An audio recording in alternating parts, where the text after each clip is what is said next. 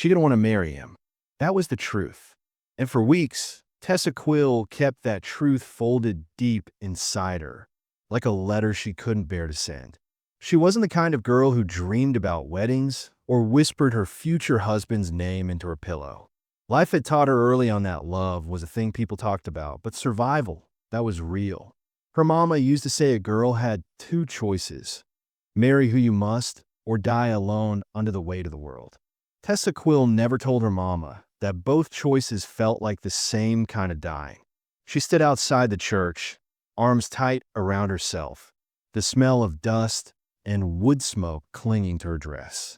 Her stepfather had arranged it, said the man was kind, had land, could keep her fed. Said Tessa Quill was lucky. But when she looked at Jasper Harwood, all she saw was the echo of her own silence. A man with eyes that studied more than they spoke. He wasn't cruel. He wasn't kind. He was just there, like winter, still, heavy, something you had to survive through. Jasper was 20 years older, quiet, hardworking, and carried a look in his eyes like he'd seen too much too young and never found the words to speak of it. People in town respected him, called him steady, reliable. But Tessa Quill didn't want reliable. She wanted to breathe without being watched, to laugh without feeling shame crawl up her spine. She thought of running, had even packed a bag once. But Brin Willow had caught her, her younger sister, eyes wide, voice barely above a whisper. They'll come for you. They always do. Tessa Quill had dropped the bag. She wouldn't leave Brin Willow behind, not to that house, not to that man. So she stayed. The wedding came too fast. Her hand shook when the preacher spoke. She couldn't look at Jasper, couldn't feel anything but the weight of the vow choking in her throat. Her mother wept, holding her hand too tight, whispering how proud she was. And Tessa Quill just stared at the floorboards, thinking about how many women had stood here before her, trading freedom for a roof. Jasper didn't touch her that night, just brought her tea, nodded, and walked outside to sleep in the barn. And that scared her more than anything. Not the quiet, not even his distance, but the way he didn't try to take anything from her, as if he already knew she had nothing left to give. Days passed, then weeks. She helped him cook, cleaned his small house, fed the chickens, tended the garden. He didn't ask questions, just worked beside her, built her a bench near the oak tree, repaired the roof she hadn't even noticed was leaking. One morning, she found a book on the table, poems, the kind she used to read before her stepfather took all her soft things away. No note, just there, waiting. She didn't speak to him much, still unsure of what he wanted. Men always wanted something. But Jasper never looked at her with hunger, only with this quiet kind of worry, like he was waiting for her to speak and too afraid of scaring her off. He fixed the broken gate, helped the widow down the road without asking for anything, brought home a dog she mentioned liking. And still, she didn't want him. Not because he was cruel, because he was kind. And she didn't know what to do with kindness that didn't come with a price. One evening, a storm rolled in heavy and mean. Thunder cracked, so close the windows shuddered. She sat by the hearth, blanket pulled tight, body tense with old fear. The kind you carry from other places. Other men. Jasper walked in, soaked to the bone, boots heavy with mud. He didn't speak, just lit a fire, handed her tea, and sat across the room, far enough to give her space. He didn't flinch when the thunder shook the house. Didn't speak when her hands trembled. But he looked at her like he saw it. All of it. She hated him for that. You think you can fix me? She snapped, voice sharp like broken glass. He looked up, calm. No. Then why do you keep trying? He paused, voice low. I'm not. I just see you. She wanted to scream, to throw the tea at the wall. Instead, she sat there and cried. Quietly. The kind of crying that doesn't make sound because if it did, it might never stop. And Jasper didn't move. Didn't speak, just sat there with her like it wasn't the worst thing in the world to be broken in front of someone. After that, things shifted. Not fast, not loud, but slow like snow melting in a spring. They planted a new patch of corn together. She started humming while she cooked. One night, she left the door open when he came in, and he sat at the table instead of out on the porch. When she read out loud from the poem book, he didn't say a word, just listened, steady and still, like her voice mattered. But the ghost didn't leave her. The stepfather's hand on her wrist. The men who stared too long in town. The voice that told her she wasn't enough. That no matter how much he waited, she'd still be wrong inside. One afternoon, Jasper found her behind the house, fists clenched, eyes wild. She'd broken the handle off the pump in anger. He didn't ask why, just sat on the steps and waited until she could breathe again. Then, gently, he handed her the wrench. "Fix it," he said, and she did. That night, she sat beside him on the porch, knees barely touching. He didn't say a word, just handed her a piece of cornbread and looked at the stars. "I didn't want to marry you," she whispered. "I know. I still don't know if I do. I'm not going anywhere." That was the first night she slept without waking from a nightmare.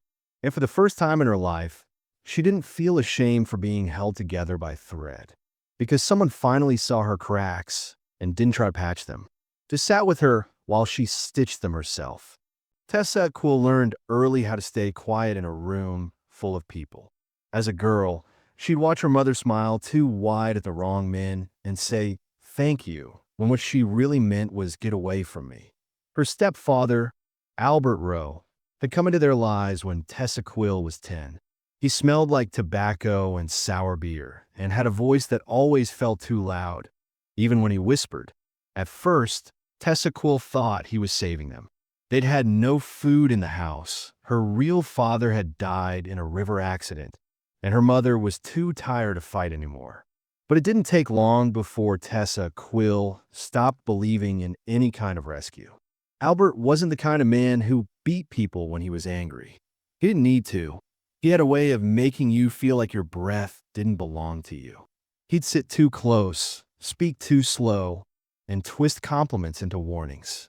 By the time Tessa Quill turned 15, she'd mastered the art of walking small, making herself invisible. She'd take Brin Willow out into the woods for hours just to keep her away from him. They'd build fake homes out of sticks and leaves, pretending it was just them and the trees. Brin Willow would laugh, wild and full, but Tessa Quill could never quite join her. Not all the way. Her laughter always caught in her throat like a splinter. Now, sitting in the quiet of Jasper's kitchen, Tessa Quill watched Brin Willow, now 16, move about setting supper on the table. Brin Willow had come to stay with them after Albert took one look at Tessa Quill's marriage certificate and said, "Good. Now I've got one less mouth to keep in line." Tessa Quill had gone straight to the schoolhouse, pulled Brin Willow out, and brought her home before Albert could blink. Jasper never asked why. He just cleared the second bedroom. Brin Willow was still wild in her own way. Bare feet in the garden, singing to the chickens, always asking questions about how the world worked. But Tessa Quill saw the lines starting to form around her mouth. The way her eyes sometimes flinched when a man raised his voice in town. The way she stopped looking people in the eye. It killed Tessa Quill in a quiet way. To know Brin Willow had lived under that roof long enough to learn the same kind of silence. Jasper tried to make room for her. He built her a bookshelf, gave her his mother's old guitar, let her paint the shutters whatever color she wanted. Bright blue, so it looked like sky. Sometimes, when the work was done, he'd sit on the porch and let her teach him chords. He wasn't good, but he tried, and Tessa Quill knew that mattered more than anything. It was during those porch evenings that they met Daniel Cook again. He was Jasper's oldest friend, a tall man with a fox-like face and a crooked front tooth. He used to ride with Jasper in their younger days, helping wrangle cattle and chasing storms on horseback. Daniel was different now. Worked for the sheriff, wore his badge like a weight instead of pride. He had a way of looking at people like he was measuring what they weren't saying. And the first time he laid eyes on Tessa Quill, she felt something pull tight in her stomach.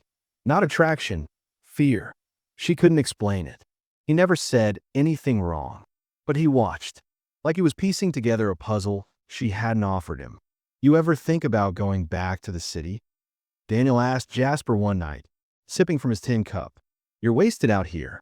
You could be running a ranch 5 times this size. Jasper shook his head. Got what I need. Daniel's eyes flicked to Tessa Quill. Sure you do. She excused herself right after that. Something about the way Daniel spoke made her skittish. Later that night, when Jasper came in from putting the horses up, she asked, "Was he always like that?" Jasper took a moment before answering. He used to be kinder, before his brother died. How'd that happen? Daniel was supposed to watch him. He didn't. Boy got caught in a flash flood.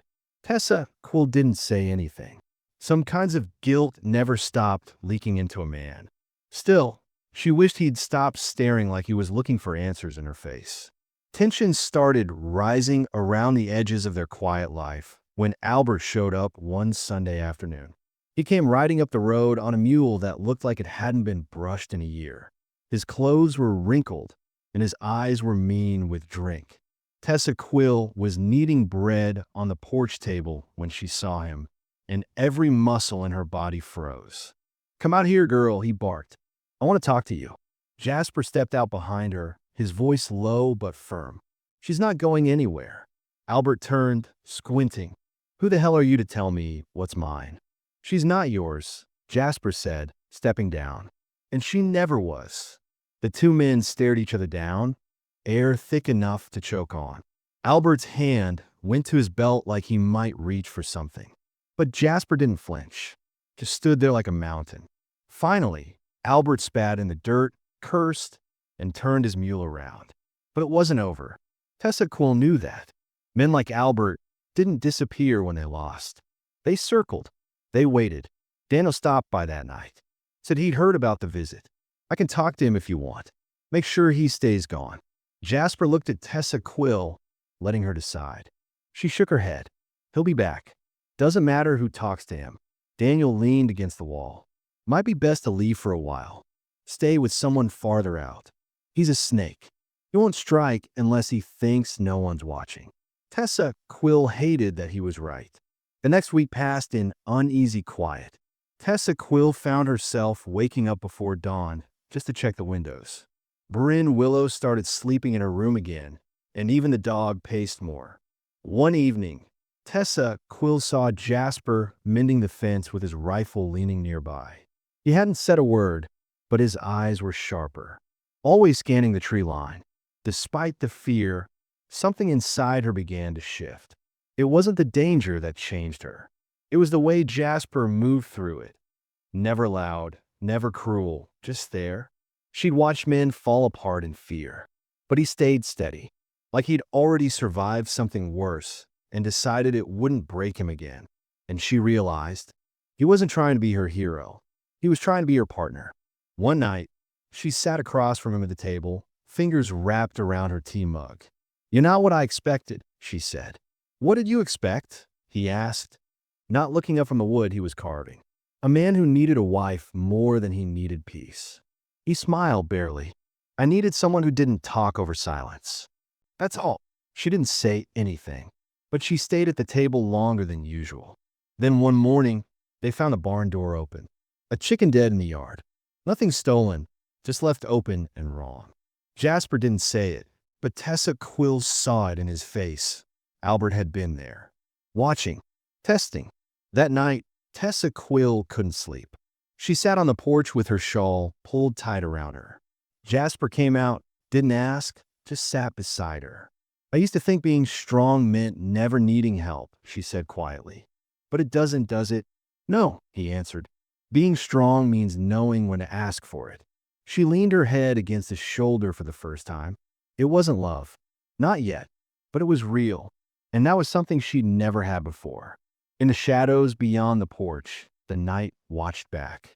Something was coming. And Tessa Quill knew the past doesn't die just because you marry someone new. It waits. But for the first time, she didn't feel alone. The days started to feel warmer, not just in weather, but in the way they moved around each other. Tessa Quill still carried the weight of her past like a second spine, but began to feel less heavy with every quiet, steady moment Jasper gave her. They didn't speak much about feelings, but sometimes silence said everything. In the mornings, when she brought him coffee before he went out to the fields, their fingers would brush. At first, she'd flinch. Now she didn't.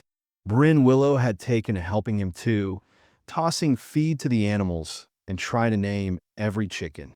She laughed more lately, and that sound, bright and real, was like medicine Tessa Quill didn't know she needed. Sometimes, when Jasper was out by the fence line, Brin Willow would ask questions about him. Not nosy ones, just small things. Was he always this quiet? Or did he really build that whole shed by himself? Tessa Quill didn't always answer, but sometimes she'd smile. One morning, while Tessa Quill was weeding near the porch, she saw Jasper watching her, not staring in a way that made her shrink, but just looking like he was trying to remember something gentle. When she stood up and dusted her hands, he walked over and handed her a handkerchief. "You've got dirt on your cheek," he said. She looked at him. "You always this concerned about people's cheeks?" He gave a half smile. "Just yours." The moment was so soft, she didn't know what to do with it. So she took the cloth and wiped her face, and they didn't speak again about it. But something had shifted. The house was quiet most nights, but not tense anymore. Brin Willow read books out loud by lamplight, and Jasper would carve little animals out of wood as she spoke. Tessa Quill began writing in a small journal Jasper had made from leftover leather scraps. She never let him read it, but he'd smile when he saw her writing. One evening, Jasper asked if she wanted to go into town with him for supplies. He'd asked once before, weeks ago, and she'd said no. This time, she hesitated and then nodded. The ride in the wagon was slow, the creaking of the wheels filling the silence between them. But it wasn't awkward. She found herself watching the landscape. For the first time in a long time, it looked like home. Not a place she was trapped in, just a place where things grew. In town, folks stared. That wasn't new. Women whispered behind gloved hands, some surprised to see Jasper with a wife, others clearly waiting for a scandal to unfold. Tessa Quill kept her head high, but her hands shook slightly when she reached for a jar of jam in the mercantile.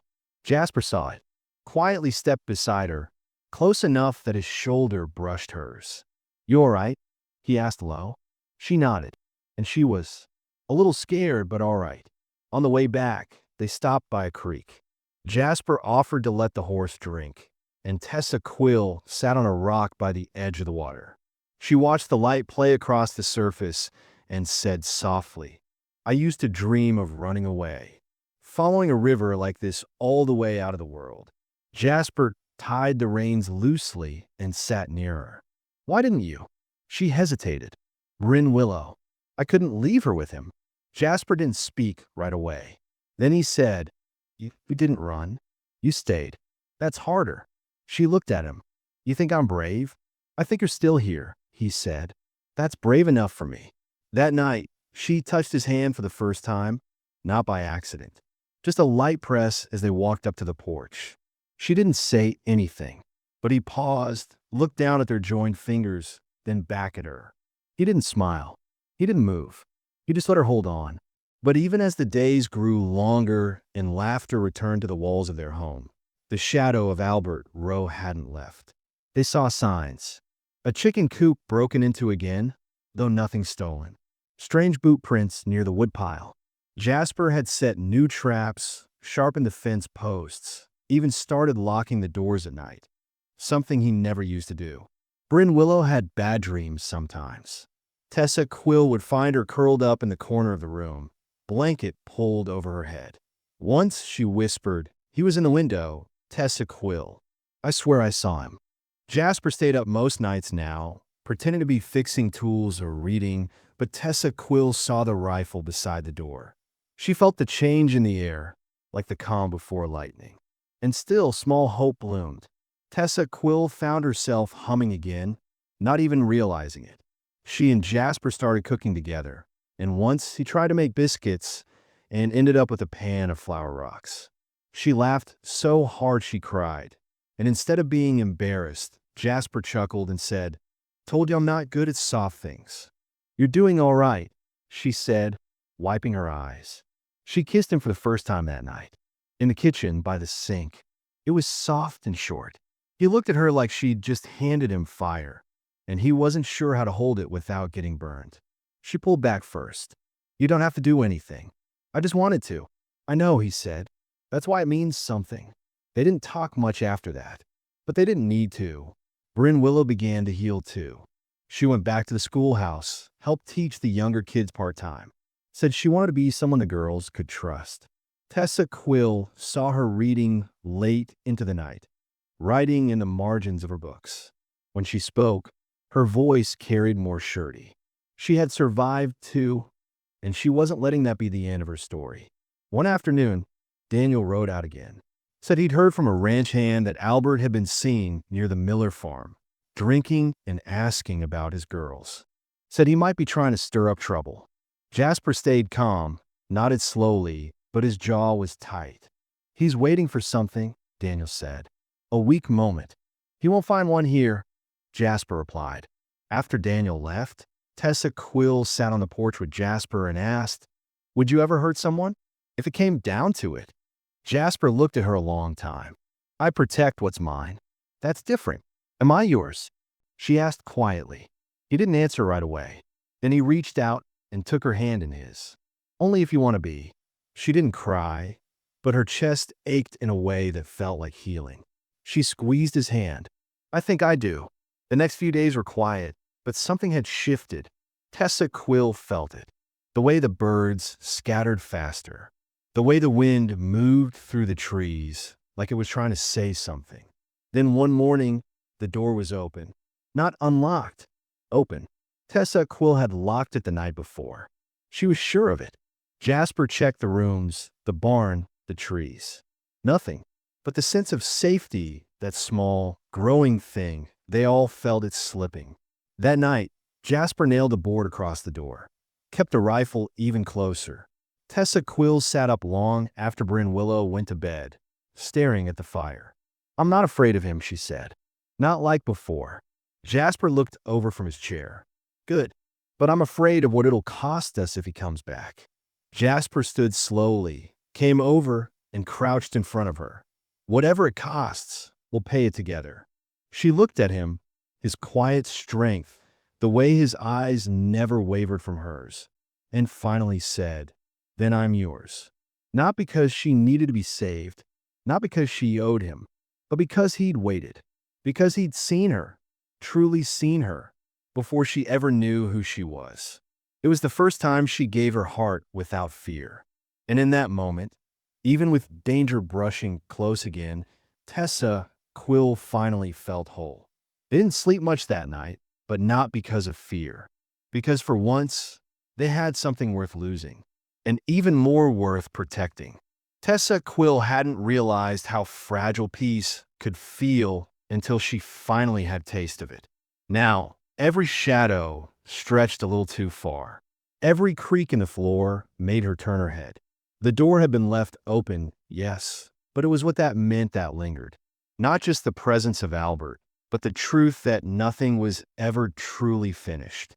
Not when someone like him still breathed, still watched. Jasper did everything he could to make her feel safe. He reinforced the windows, kept Brin Willow closer, added a second lock to the barn. But she could see the toll it took on him. He slept less, ate less. There was a quiet panic in his movements now, like he was preparing for a storm he couldn't predict. Tessa Quill didn't know how to help, and that was the worst part. She wanted to be strong, wanted to be the woman he'd come to trust and believe in. But the fear was returning, and she hated it. Not just because of Albert, but because deep down, she still didn't fully believe she deserved the safety she'd found. One morning, she caught her reflection in the mirror and barely recognized the woman looking back. Her eyes looked older, sharper. There were faint lines forming around her mouth that hadn't been there a year ago. And beneath all of it, a deep sadness that never quite left. She turned from the glass. Brin Willow noticed too. "You haven't laughed in days," she said gently while they were kneading dough. "I'm just tired," Tessa Quill lied. Brin Willow watched her, brow furrowed. "You used to lie better." That night, Tessa Quill stood at the doorway watching Jasper mend a broken wheel on the wagon. The sun was setting, and the sky was bruised pink. She stepped out, crossed the yard, and sat beside him without a word. "I feel like I'm waiting to fall apart," she said. Jasper didn't look up, just kept working. "You're not the only one." It took her a second to understand what he meant. She looked at him, then really looked. The dark circles under his eyes. The way his hands trembled just slightly from exhaustion. "I'm scared," she admitted. "Me too," he said, and that, somehow, made it easier to breathe. But fear doesn't ask permission to take over. It just moves in. A week later, Daniel rode up with news. Someone had broken into the Miller barn again.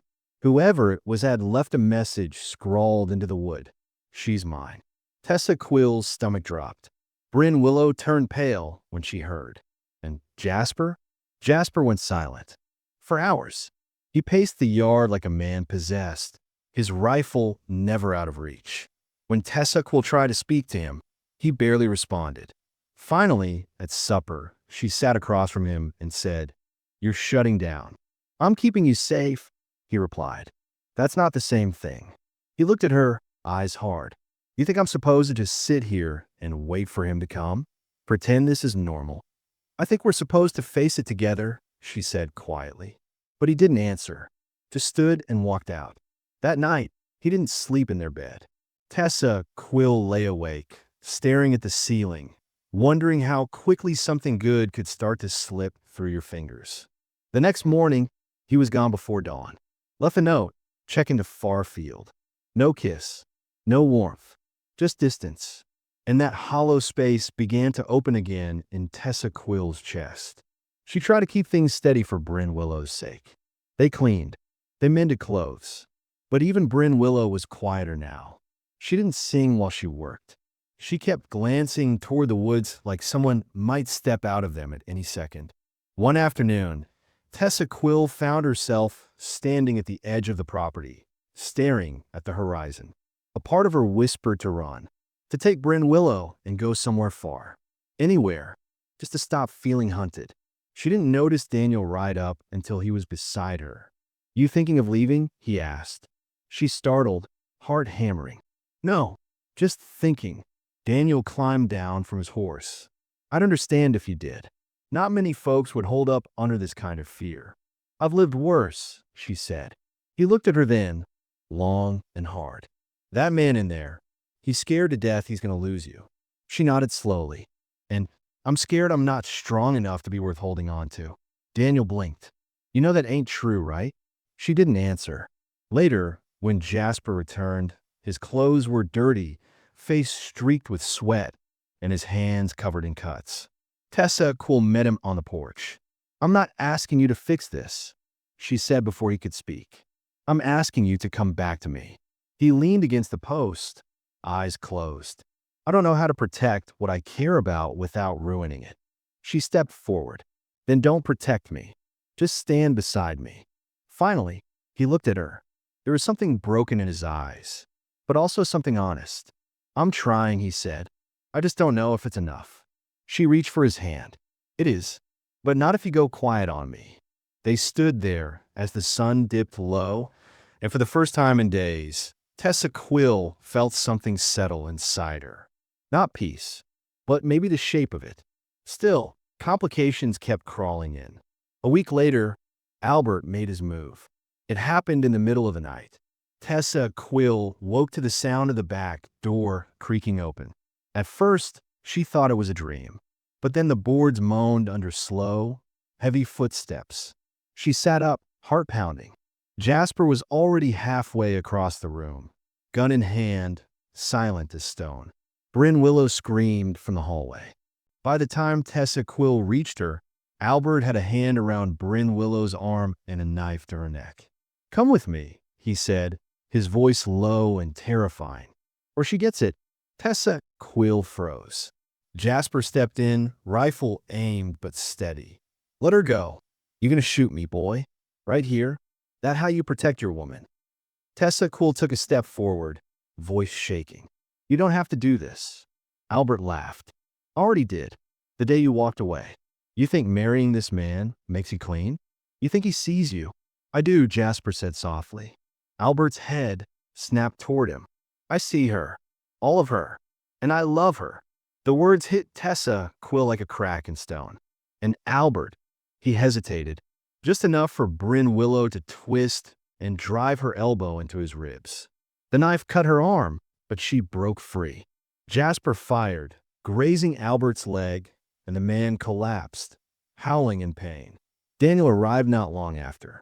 He'd ridden out on instinct, he said later, something about the sky feeling wrong. They took Albert away in chains. Tessa Quill watched him go, feeling empty, not triumphant, just hollow. The days after were quiet. Brin Willow's cut healed. The house was repaired. Life tried to return to normal. But the weight of that night lingered. Jasper didn't say, "I love you" again. Not right away. Maybe he was afraid it had come out at the wrong time. Maybe he thought she didn't want to hear it. But Tessa Quill did. And late one night, she sat beside him on the porch, the stars heavy above them. "You meant it, didn't you?" she asked. He nodded. "I did." She reached for his hand. "Say it again." He looked at her, really looked, and said, "I love you." She leaned her head on his shoulder, tears falling quietly. "Then don't ever leave. Even when it's hard." "I won't." And for the first time, she believed him. Not because he was perfect, not because he saved her, but because through every fear, every mistake, every crack, he stayed. The house felt different after Albert was taken away. Safer, yes, but not entirely whole. It was like when a storm breaks a tree. Even after the wind's gone, the roots still remember how to tremble. Tessa Quill moved through her days carefully, keeping her routine tight, her hands busy. She swept the porch, hung laundry, baked bread. But inside, her chest felt hollow. Something in her was still locked, still waiting. Jasper noticed. He didn't push her, but he watched her more closely now. In the quiet moments between chores, he'd reach out and touch her hand, let it rest there without saying a word. And she'd let him. She wasn't pulling away anymore, but she wasn't reaching forward either. It wasn't that she didn't love him. She did. Somewhere deep inside, she felt it bloom, quiet, stubborn, and honest. But love had never meant safety for her before. It had meant sacrifice, pain, silence. She wasn't sure how to let it live out loud. Brin Willow was healing faster. She laughed more. Her arm had healed cleanly, and she spent most afternoons with the school children again. Sometimes, Tessa Quill would stand at the window and watch her sister play hopscotch with the smaller ones, her braids swinging behind her. Tessa Quill had given up a lot to keep Brin Willow safe, but now it felt like Brin Willow was finally finding a life of her own, and that made the pain of it all worth something. One morning, Tessa Quill stood in the garden, pulling weeds, and found her hands shaking. She stared at the dirt beneath her fingers, heart racing, breath tight. There was no sound, no threat, nothing out of place. And still, she couldn't breathe right. That night, she told Jasper, "I feel like I'm being chased," she said, "even though he's gone, even though the doors are locked." Jasper listened, silent. "I thought once he was gone, it would be over," she whispered. "But it's like he's still in my skin." He took a breath, slow and steady. "Then we get him out, however long it takes." She looked at him, tears rising. "How? You go back, not to him, but to the places in you that still think he's stronger than you are." She shook her head. "I don't want to remember." "I know," he said, "but you have to, or he wins twice." Tessa Quill cried that night. Not quietly, not controlled, but full and shaking. Jasper didn't hold her until she reached for him.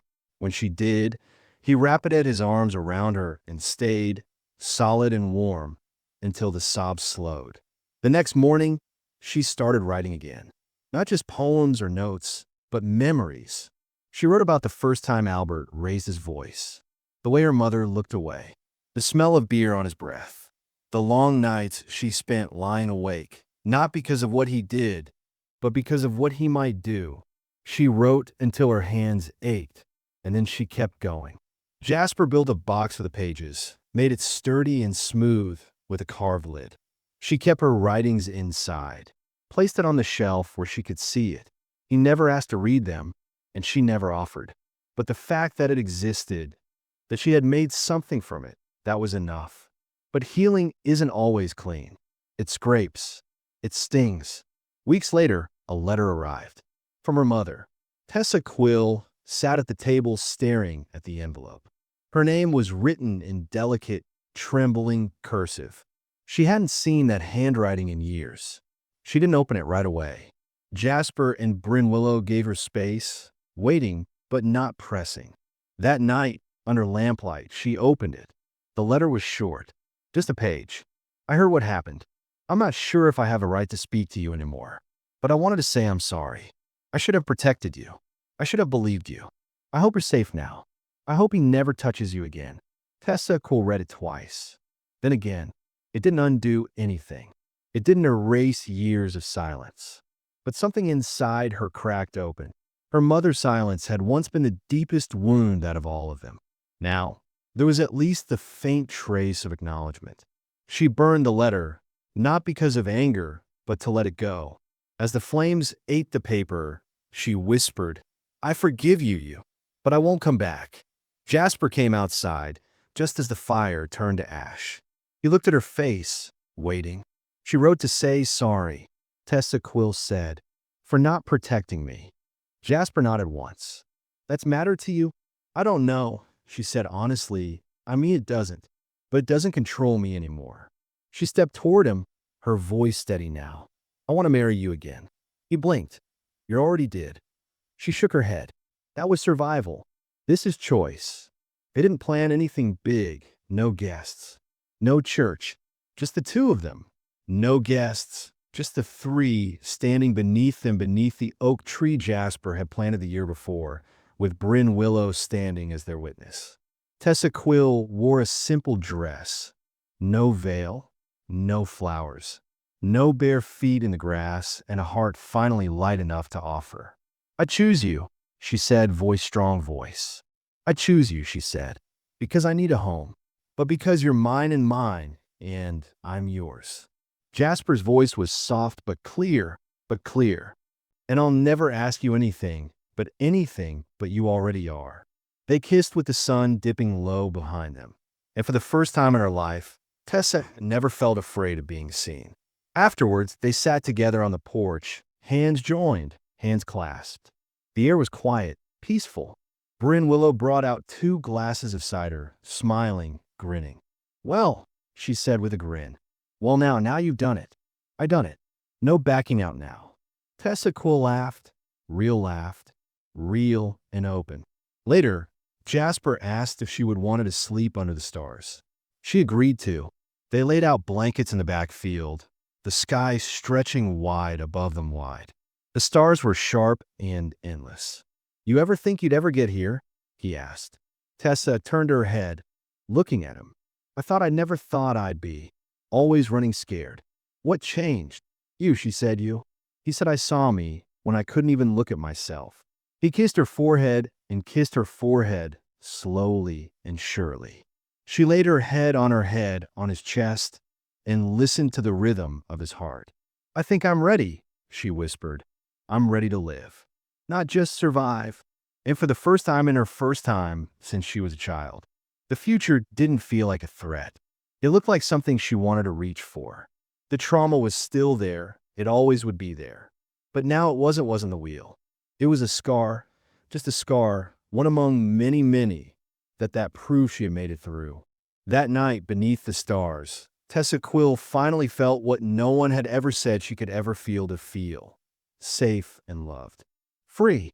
The morning after the second wedding, Tessa Quill woke up in their field beside Jasper with dew on her head and her warmth around her waist and her arm around her waist.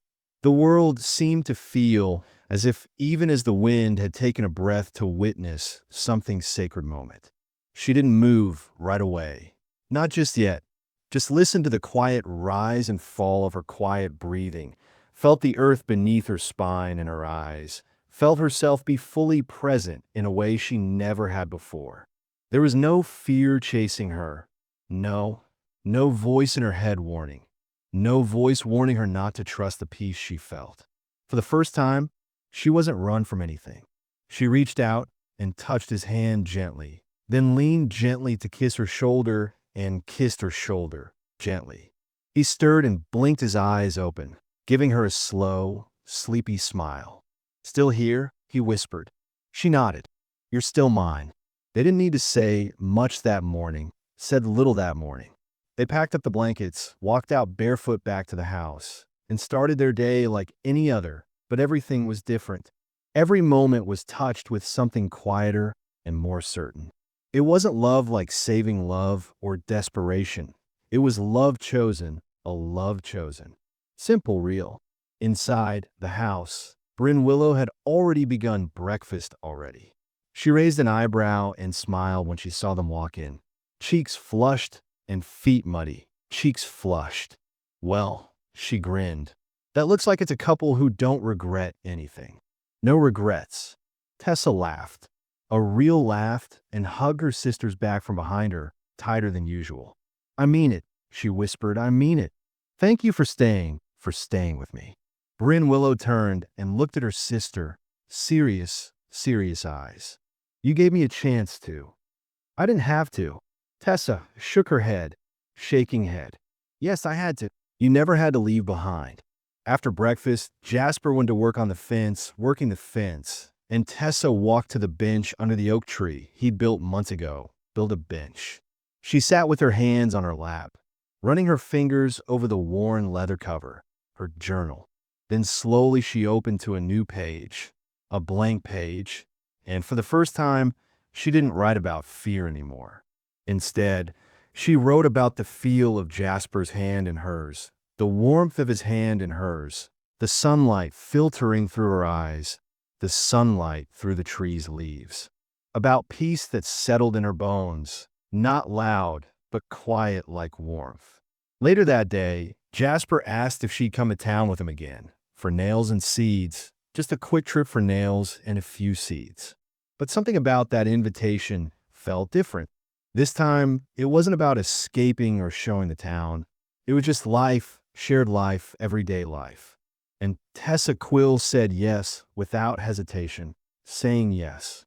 They rode with quiet talk, easy conversation about fence posts and whether the hens were getting too fat or whether the hens were fat enough. At the market, people glanced, but not like before. There was something in Jasper's hand holding hers, a quiet way Jasper held her hand, like a statement no one could challenge. At Mrs. S. counter, Mrs. Willow gave a hesitant nod to Tessa Quill, a nod. "I heard what happened. Just wanted to say, I'm glad you're all right." "You're all right." Tessa nodded, surprised by her kindness, surprised by the kindness. "Thank you," she said. She never thought she'd find comfort here, but even small changes mattered, even the smallest change. Healing wasn't always loud. Sometimes it was just meeting someone's eyes with something better than pity. On their way back, they stopped at the creek again. Tessa walked to the water's edge while Jasper stood back, watching her with that soft look, that gentle look he wore when she wasn't looking back. She dipped her toes in the water and turned to him, smiling. "I used to dream of disappearing into this river," she said softly. He walked slowly over, slowly walking. "And now," she looked at him and smiled a smile. "Now I dream of raising children here, teaching them to swim here, telling them about the girl I used to be." Jasper took her hand and kissed her knuckles, kissing her hand. "You come so far," he said. "I know," she said, "I know. And I'm not going back." That night, they shared a quiet supper with Brin Willow, a quiet meal. The three laughed more than they had in weeks. Laughed hard. Brin Willow told a story about a kid trying to ride a goat at school, and Jasper nearly spit his stew out his stew. Tessa watched them, her heart full, her heart full. This was her family now, not perfect, not loud, but whole, not perfect, but whole. Later, after Brin Willow went to bed, Tessa lit a candle in their bedroom, a single candle. She stood by the window, looking out at the moonlit trees outside. Jasper came in, drying his hands, and paused when he saw her standing there. "You okay?" he asked, voice soft. She turned slowly and nodded, nodding slowly. "I want to be close tonight. Not because I'm scared, but because I want to be." Jasper didn't answer with words, just stepped forward, gently took her face in his hands, and kissed her like a promise, like he was promising again. That night was different than any they'd shared before. No rush, no fear, just breath, soft hands learning each other, and a quiet knowing that nothing needed fixing to be loved. They weren't healing alone anymore. They were healing together. After, they lay wrapped in each other, and Tessa ran her fingers across Jasper's chest, tracing his scars, small ones from work, a few from childhood falls. "We've both got stories," she whispered. "Yeah," he said, "but we choose how they end." In the morning, sunlight spilled across their bed. Tessa woke slowly, eyes soft, lips curved. She didn't rush to get up. The world wasn't going anywhere. And for the first time, neither was she. Outside, birds called from the trees. Brin Willow laughed out back, probably chasing the dog through the garden. And Jasper was stoking the stove, singing low, a voice so soft it barely carried. Tessa sat up and watched him, then called out, "I love you." He turned, surprised, then smiled. "Took you long enough." She grinned. "You said it first. I had to be sure." He walked over, kissed her forehead. "I meant it then. I'll mean it every time." And just like that, the past didn't vanish, but it stopped being louder than their future. Tessa Quill still had her scars. She still had bad dreams sometimes. But now, when she woke, there were arms around her, a voice whispering, "You're safe." A life waiting, one not perfect, but theirs. And in the quiet rhythm of days that followed, fence work, market days, laughter over burnt biscuits, rain tapping softly on the windows, Tessa Quill finally understood what it meant to begin again. Not by forgetting, but by choosing. Choosing love, choosing peace, choosing herself.